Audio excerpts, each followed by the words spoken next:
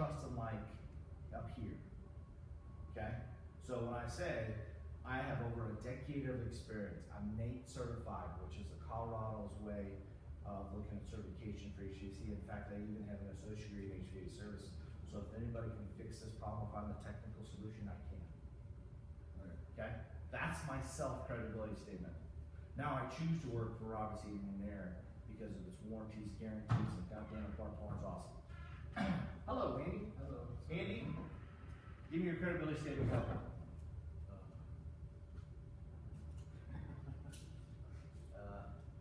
Hi, my name's Andy.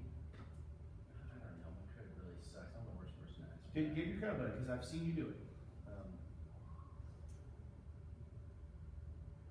You usually talk about years of experience. So what I've seen Andy in the past, Andy will say. My name's Andy. I've been working with Ben Franklin for about 10 years, and before that I did new construction for about 10 years, so I know the system pretty well.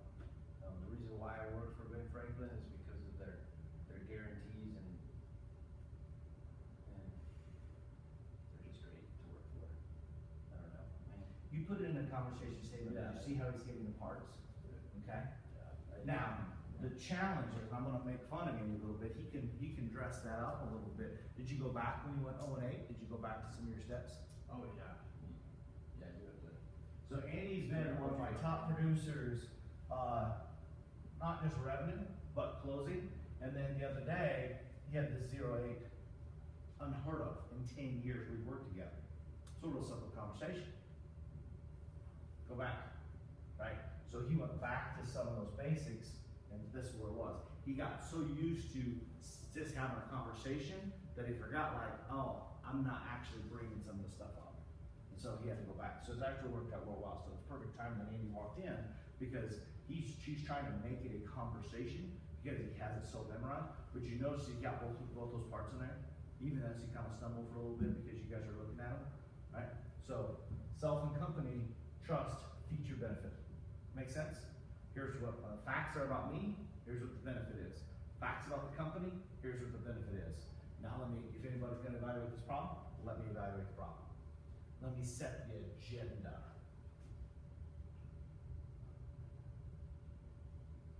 Okay? That makes sense? Okay. We'll work some more on that. I want to keep moving on today's lesson, but this is super critically important. Okay? I'm telling you, if they don't trust and like you, if you haven't built trust and like, you will not close the call. On the service side, it's all about trust and like. They must trust what you're saying. They must, and it helps if they like you. They don't have to like you. Many service calls will close their like. It definitely helps. Definitely helps. You will not like the call if they don't trust you. I totally believe in just questions. Ask tons of questions because then that feeds you your credibility statement that you can tell them. Well, yeah, especially when I was doing that diagnostic on that furnace, I was telling her exactly what's going on with that furnace. But you can tell her stuff, but you gotta ask her, like, hey, how do you feel? Yeah. What do you feel like you want? I mean, what am I here for? You can give statements all day long. Doesn't mean anything. Questions lead the conversation.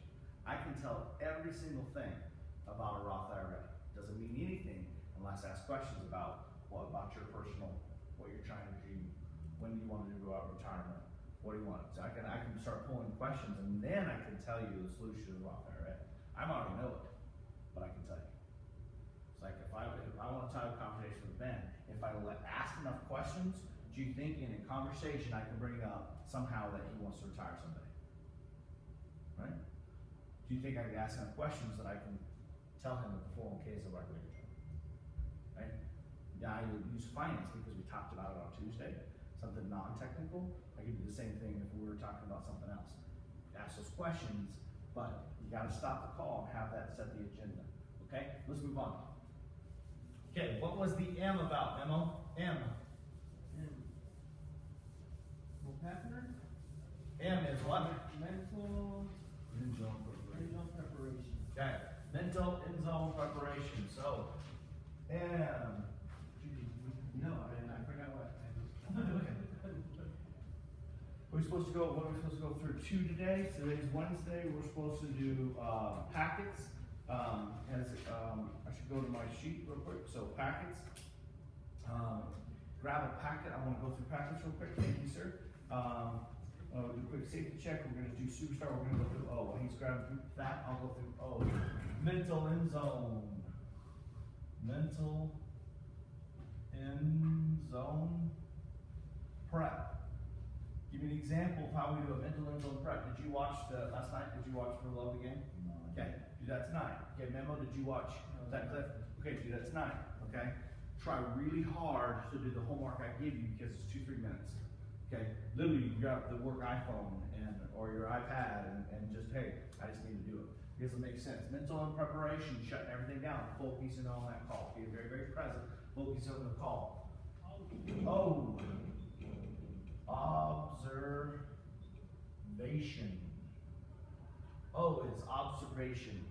We must observe, observation, observe the problem, observe what's going on. When I'm running on a service call, as I'm driving, what are the things that I'm observing? Okay? What are some things I need to observe on a service call? Okay? I'm going to observe the equipment once I'm there. Okay? What I'm going to observe before you even get there? So now I'm driving. I got a page. I'm at the office. Okay? What do I do as soon as I get my page? Look and see exactly what the page is for. Okay? Look at the page. Read the page. Okay? What should I do? Grab the page after that. Okay? Grab my paperwork. Put the name, address, put it in my clipboard. Okay, great. Put the address in my GPS. Now I know where I'm going. Okay? Get ready to start my truck. What do I need to observe? My surroundings. I'm going to pull out. Is there any technician in front of me? Try not to hit them. This is more. No, I like going over our guys. Okay, so we're going to observe. We're going to pay attention when we're driving. What else are we paying attention as we're observing? Pedestrians. Okay, traffic, how fast people are going, who's walking around, what the road conditions, what the weather conditions. Okay, which way does the weather come in northern Colorado? West, right? So I'm paying attention. Might look up, see if there's a storm. Why is it important if I see a storm or not? Okay, maybe I go to the call. Maybe I'm going for a water heater. I go for a water heater call. Is it important to know if there's a storm or not?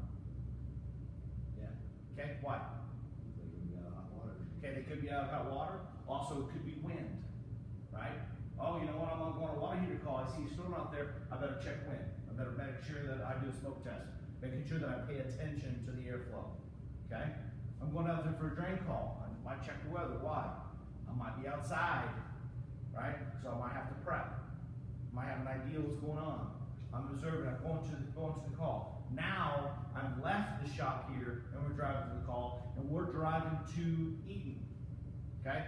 What do I need to think of? If I ran any calls in Eaton, do I know anybody in Eaton? Oh, you know what? I did Judy Smith's house. God, Judy Smith was such a cool lady. Okay? What's that mean? Okay? I want to tell you in a minute. When I get down to R, we're going to talk about it. But right here, I'm shutting my brain off of everything else. And right now, I'm thinking about, hey, I'm paying attention to cars. I'm on a service call. I'm in a company truck. What's going on? I know how the weather is going outside. And now I'm talking about the town.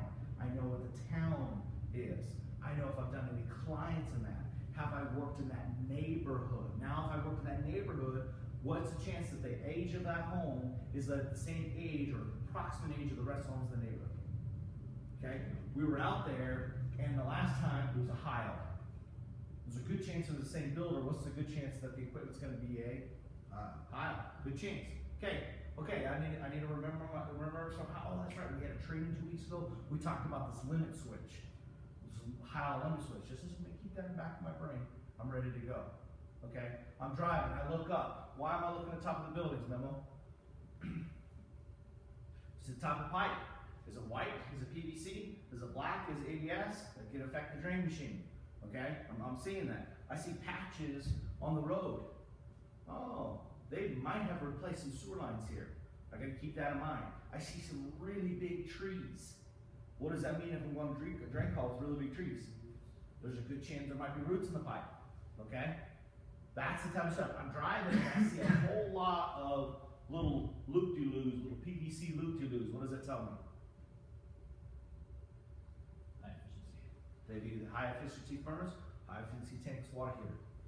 That neighborhood has already started doing some of that. If I see it in the front of the house, oh, you know what, there might not be covenants, this might be okay if I'm thinking about a venting solution for a problem. Oh, it's on the side of the house, there might be covenants. That they can't vent in front of the house, so I have to do the side of the house. Nope, I don't see any AC units. New opportunity for potential AC units, or they might not want AC, okay? All I'm doing is I'm covering some facts. I'm observing, I'm getting ready to run that call.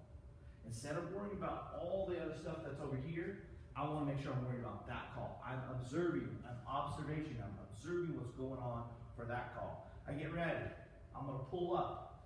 Which way should we pull up on the house? The house is here. Whichever the flow of the traffic is, pull up properly. What's the difference we should park from the street? 6 to 12 inches. Why is that important? So that way you're giving the ability for traffic to flow through that street. You gotta have traffic to flow the street, 6 to 12 inches. Don't park in the curb, you will come out with a flat tire. It's really embarrassing when you run the service call and you have to have a tow truck or have someone else come pump your tire because you parked in the curb. It's really embarrassing when the homeowner gets pissed off because you put a tire mark on the curb, on parking the curb. It's embarrassing if you're more than 12 inches, you get a ticket in the city streets. Now, every single one of those things I have had happen to a service technician. Okay?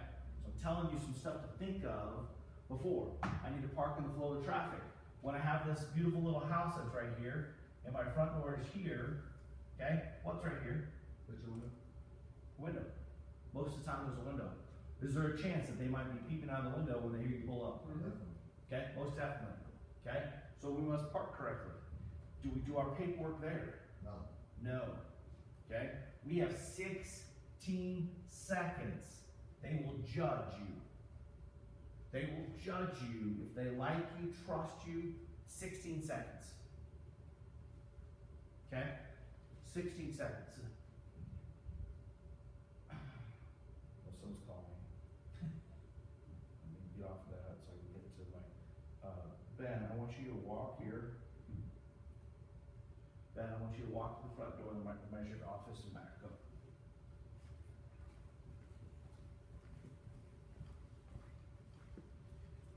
No, just walk to that door. You walk so damn slow. I didn't say sachet. Okay, that was 14 seconds. My sachet boy. Okay? So, 14 seconds, and they're going to do it in 16. It's quick, right? So when you pull up, you got to have your shit square. That's why when you observe and get your paperwork, when you get the call, that's when you do the work. You don't show up to the call and fill your paperwork out. Because if you show up to the call and fill your paperwork out, they were to look at the window, you're out there, I bet you charge you more money. Whole bunch of grains of saying I'm not closing that call. So you have to park, get out. I suggest a little hand wave to the house like you know who they are, right? Because if they're peering at you, you're waving to them, they'll be like, oh, did they see me? Right? Okay? Give my clipboard, my premium tool bag. Premium tool bag, what you go in a premium tool bag? Tools. Tools. Right? What type of tools? Meter. Okay? Get some diagnostic tools, premium tools in your premium tool bag. You're going there to work. We're going there to fix the problem. We're going there to do the drain cleaning. We're going to go there to do the PTU. We're going there to work. That's our job. So, you're going to do clipboard. Clipboard, check your paperwork. Okay? Premium tool bag. Your premium tool bag has some premium diagnostic tools. You're grabbing that. You're grabbing your clipboard. It's in the front of your truck. You shut your door. You lock your door. Why do we lock the door? We don't need anything in the truck, right? Safety. Safety first. We're gonna lock the door. Put the keys in my pocket. Put my phone in my pocket. I got my clipboard. And I'm gonna walk to the call. Okay? What's the difference? You walk like, gangster style, from pants banging down? No. Okay? Get to pants. Walk like a professional. Put your chest up. Stand up tall. Walk with confidence. You are gonna go take care of a problem. You are there to take care of the problem. You walk with confidence, purpose, direction. They're just